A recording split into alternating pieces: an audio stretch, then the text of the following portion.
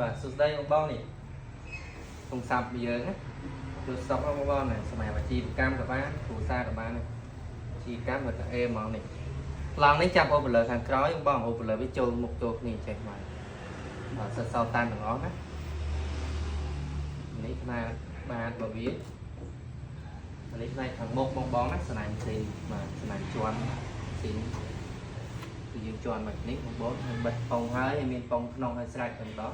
បងបងត្រូវការតេតងបានណាទីតាំងនៅឯករាជ្យពីចំពោះវត្តបាទស្នាញ់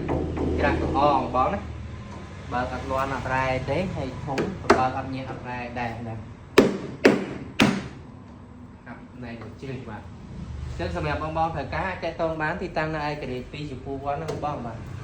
បងក៏អាចចាប់អូបលឺក125ក150ក៏បានដែរបាទអាស្រ័យលើបងប្អូនចាំអូបលឺយើងមានស្រាប់បងប្អូនត្រូវការតេតងបានចឹងវាជាឈុតក៏បានដែរបងបងណាវាជាឈុតក៏បានជាមួយ line រ៉េជាមួយអីផ្សេងជាមួយធុងសង់នេះក៏បានដែរបាទចឹងសម្រាប់បងប្អូនត្រូវការតេតងបានទីតាំងនៅឯករាជ្យពីចំពោះវត្តបាទអរគុណលា